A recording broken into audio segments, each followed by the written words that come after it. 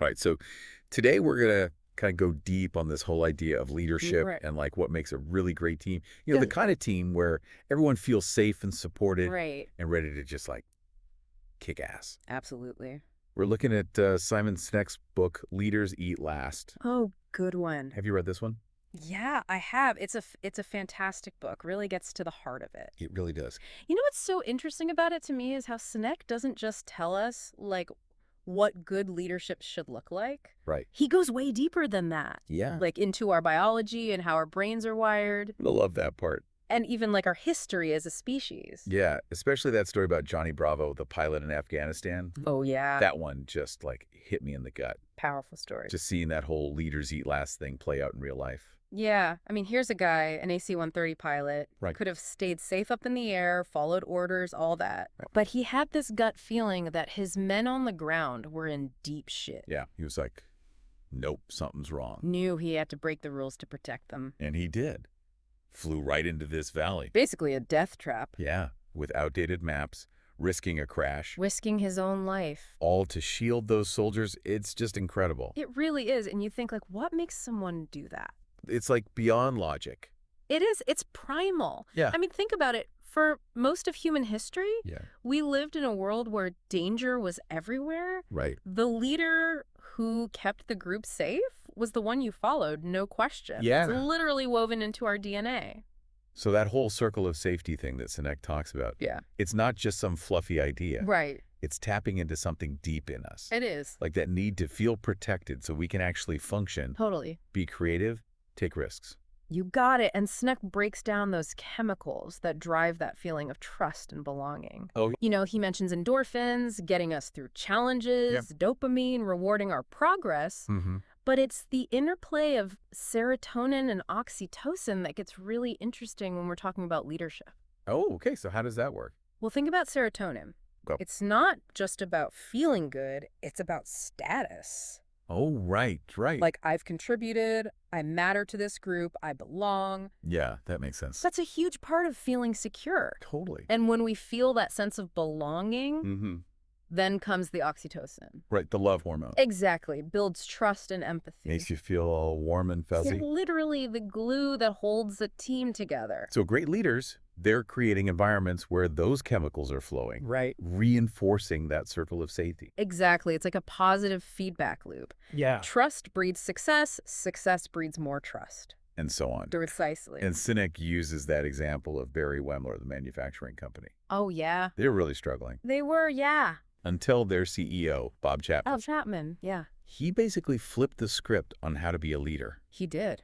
Didn't he get rid of time clocks? He did, yeah, got rid of time clocks. And like let employees use company phones for personal calls? That too. Pretty radical for a manufacturing company. Yeah, that's not what you usually see. Definitely not. But that was just the beginning. Oh, wow. His whole philosophy was about trust, Okay. treating employees like family. Hmm. He believed that if people felt safe and valued, they'd be more engaged, more productive. Right. And you know what? He was right. Yeah. The company turned around completely. I remember reading about how employees would donate their vacation days to help coworkers who were going through tough times. It's amazing. They even went against company policy sometimes. Wow. But they trusted each other that much. Think about that for a second. It's amazing. A company where people are that connected, willing to go the extra mile for each other. You just don't see that very often. It's almost unheard of, like especially these days. Right. It's like that's the power of a strong circle of safety in action. It really is. But how do you scale that? That's the question, isn't it? I mean, Barry Wimler sounds amazing, but what about those huge companies Yeah. where the CEO is like 5 levels removed from the average employee? Yeah. How do you prevent that disconnect, that abstraction that Sinek talks about? That's the million-dollar question, and it's something we're all trying to figure out, 100%. especially now with so much remote work and global teams. Yeah, it makes it even harder. It does, but Sinek's point is that even in those big organizations, Yeah. leadership still starts at the top. Okay. It's about setting the tone, modeling the behavior you want to see, and making sure those values actually make it all the way down to every level. That's a tough one. It is. It's not enough for just the CEO to get it, right? Right. They have to create a system where those values, that feeling of safety. Yeah. It actually spreads throughout the whole organization. Yeah. How do you do that? It seems almost impossible sometimes. It's definitely a challenge, no question about it. Yeah. And Sinek uses this, well, it's a kind of disturbing study. Oh, yeah. Yeah, Milgram's obedience to authority experiment I've heard of that one. to show what can happen when there's that disconnect Okay. between the leaders and the people actually doing the work. That experiment is so creepy. It is. But I see what you mean. Yeah. Like, it shows how easy it is for people to do bad things Right. when they don't see the consequences, Exactly. when they're just following orders. Right. And you can see how that plays out in a company too, right? Oh, absolutely. Like a CEO focused on the next quarter's earnings Yeah. might make decisions that look good on a spreadsheet, Right. Just numbers. but they end up hurting people, You do. employees, Yeah. customers, even the environment. Yeah. It happens all the time. It's like the 2008 financial crisis. Right. Perfect example. All those complex financial instruments, they were just numbers to the people at the top, Yeah. but they ended up ruining lives. They did. Destroyed livelihoods. It makes you think, how do you stay connected to the human impact It's a tough one. when you're dealing with that level of abstraction? You know, Sinek argues that one of the best ways to fight that Okay, is through radical transparency and honesty. just be honest. Yeah, it's about building a culture Yeah. where people feel safe to speak up, Mhm. to challenge decisions, Yeah. to point out potential problems before they happen. So it's not just about avoiding scandals. Right. It's about creating a system where those bad apples never even have a chance to grow. Exactly, because the whole system is built on trust and accountability. I like that. You know, he contrasts companies like Goldman Sachs, Okay. who put profits ahead of integrity Yeah. and ended up with a really damaged reputation with companies like Ralph Lauren. What did they do? They had that bribery scandal in Argentina, Oh, right. but they owned up to it, accepted the penalties, Wow. and in the end, people actually trusted them more. So sometimes trying to hide your mistakes just makes things worse. It does. It erodes trust. It's that whole the cover-up is worse than the crime thing. Exactly, because once you break that trust, it's really hard to get it back. Yeah, it takes time. And that brings us to another big challenge that Sinek talks about. Okay, what's that? He calls it the millennial challenge. Oh, And it's not about blaming millennials. okay. It's about recognizing that leading in the digital age comes with its own unique challenges. I mean, I'm a millennial, so I'm curious. Yeah. What makes us so different to lead? Yeah. Is it just that we're always on our phones? Well, that's part of it, Okay. but it's deeper than that. It's about how technology has actually rewired our brains. Rewired our brains. Yeah, Good our enough. attention spans, even our ability to form close relationships. Wow. Sinek talks about this addiction to distraction. Oh, I've heard of that. The constant dopamine hits we get from our devices and social media. It's true. It's like we're always craving that next notification, that next like. Exactly. It's hard to focus when you're being pulled in a million directions. It really is. And that has huge implications for leadership. So how do you lead people who are constantly distracted? Right. Think about it. Yeah. You're trying to build a team, a culture, based on trust and connection. Right. But everyone's attention is all over the place. Yeah. Where do you even start? It's almost like technology is working against us. It is, in some ways. Yeah, we have all these tools for communication, Right? but they can also make it harder to have real face-to-face interactions. That's a key insight. And those are the ones that really build trust. Sinek actually mentions this research on Dunbar's number. I think I've heard of that. Yeah, it suggests we can only maintain around 150 truly meaningful relationships. Wow, that's not that many. It's like our brains are wired for quality over quantity when it comes to social connections. It makes sense when you think about it. Yeah. Like you can have thousands of Facebook friends, Right. but how many would you actually call if you were in a crisis? It's those deep bonds. Those are the ones that really matter. Yeah, especially when you're talking about feeling safe and supported. Exactly. And this is where that circle of safety becomes even more important. Okay. It's about creating spaces, Mhm. both physical and virtual, Yeah. where people can disconnect from all the digital noise Oh, yeah. Unplug. and connect with each other on a human level. So it's not about getting rid of technology. Right. It's about using it in a way that helps us connect. Exactly. Instead of letting it get in the way. How do you do that? Well, Sinek has some ideas, Okay, listening. like encouraging regular social interaction within teams. Okay. Like team building stuff? Exactly. Creating chances for shared experiences. Mm-hmm. Even just taking time to talk to a colleague about something other than work. That's a good one. It sounds simple, but it's so easy to get caught up in the daily grind. It and is. forget to actually connect with the people around us. Yeah, you're right. And for leaders, it's about being present, Okay. being accessible, showing real interest in the people they lead. Like walking the halls, having conversations, Yeah. showing that you care about your team as individuals. Right. Not just like cogs in a machine. Exactly. It's that old school management by walking around idea, Yeah. Heard of that. but updated for the digital age. I like that. Being intentional about creating those moments of connection, Okay. even when you're not in the same room. You know, it's funny. We're talking about all this deep stuff. Yeah. Creating a circle of safety. Mm-hmm. But it's not just about making people feel good. Right. It's about performance, too. Exactly. Sinek argues that when people feel safe, they're more productive. Makes sense. They're more creative, more likely to go above and beyond. It's not just about happiness. It's about results. It is. It's about tapping into that motivation that's already there, Yeah. that desire to contribute, to create, to make a difference. And when you can do that, The results can be incredible. but it all starts with leadership. It does. It's like we've come full circle, you know? How so? We started talking about this pilot, Johnny Bravo, Right. risking his life for his men in Afghanistan. Yeah. And now we're talking about creating that same feeling of safety and trust in a company. Interesting parallel. It's like the principles are the same no matter what Yeah. the situation is. You're right. It comes down to human nature, Yeah. whether you're leading soldiers or software developers, that basic need to feel safe, valued, connected. Mhm. It's universal. It's what lets us thrive. So it's not just about being nice Right. or creating a fun workplace. Exactly. It's about building an environment where people can do their best work. Yes, where they can reach their full potential. And that benefits everyone, the employees, the company, even society. Totally. It's about tapping into that intrinsic motivation, Right. that desire to do something meaningful. Exactly. And when you can tap into that, Yeah. the results can be amazing, but it all starts with the leaders. Which brings us back to that image of leaders eat last, Yeah. putting your team's needs before your own. It's a powerful concept. It is. It's challenging, but also really inspiring. It is. It's a challenge worth taking on. Because when we create those circles of safety, Mm-hmm. when we lead with empathy and integrity, Yeah.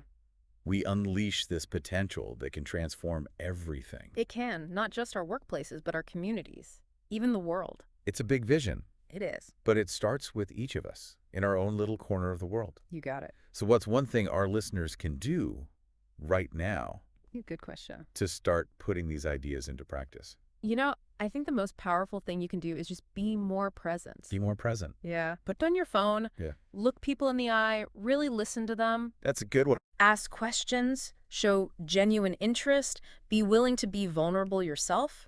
It's about making those connections. It is. Those small acts of connection can create a ripple effect, Yeah. building a sense of safety and belonging that spreads outward. It's a good reminder that leadership isn't about your title or your position. It's not. It's about how you show up in your everyday life. Yeah. It's about choosing empathy over apathy, courage over comfort, connection over isolation. Those are choices we can all make every day. We can. Thanks for joining us on this deep dive. My pleasure. We hope it's giving you some new insights into leadership, trust, Yeah. and the importance of building those circles of safety in every part of your life. Absolutely. Until next time, keep learning, keep exploring, Yeah. and keep striving to build a world where everyone feels safe, valued, and empowered to do their best. I love that. Me too.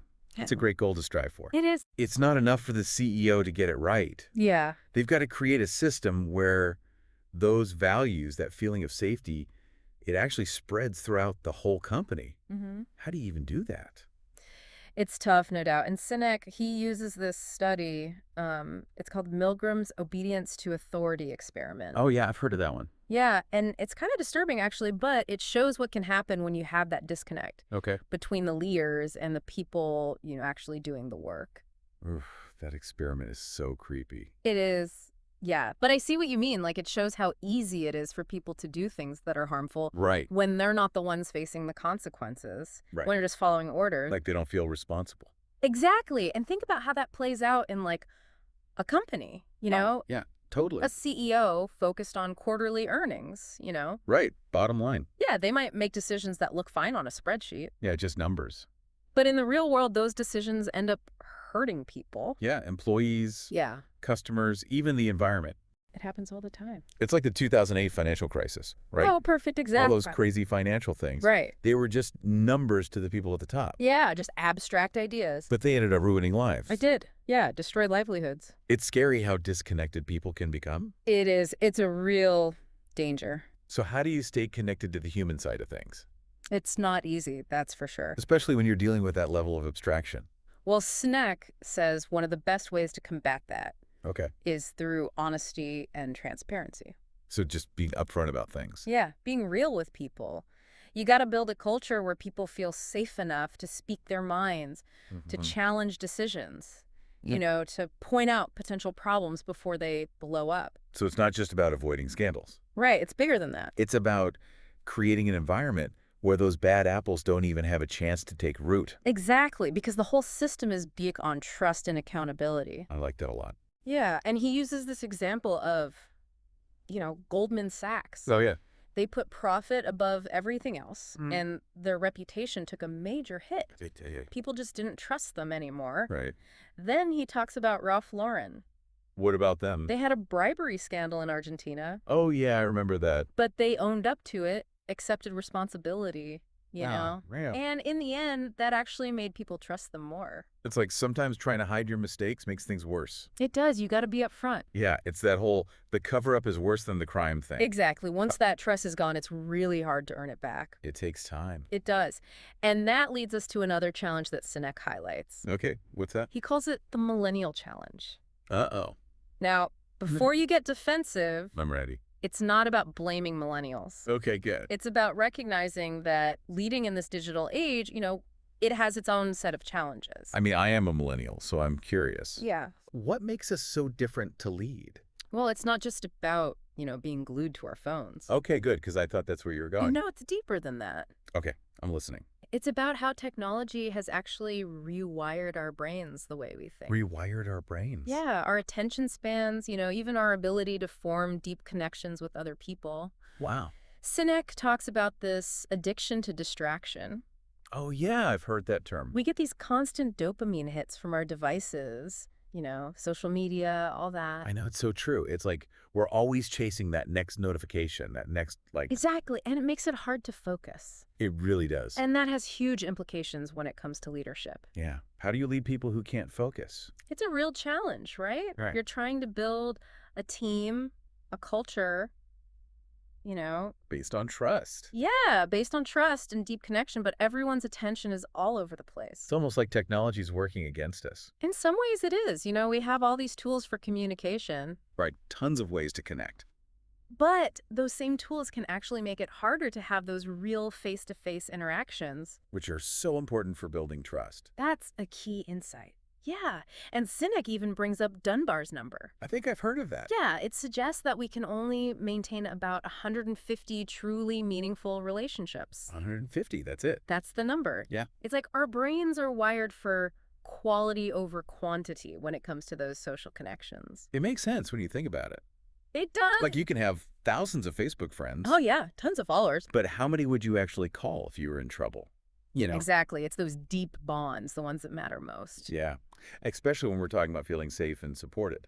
Absolutely. And that's where that circle of safety becomes even more important. So how do you create that circle in a digital world?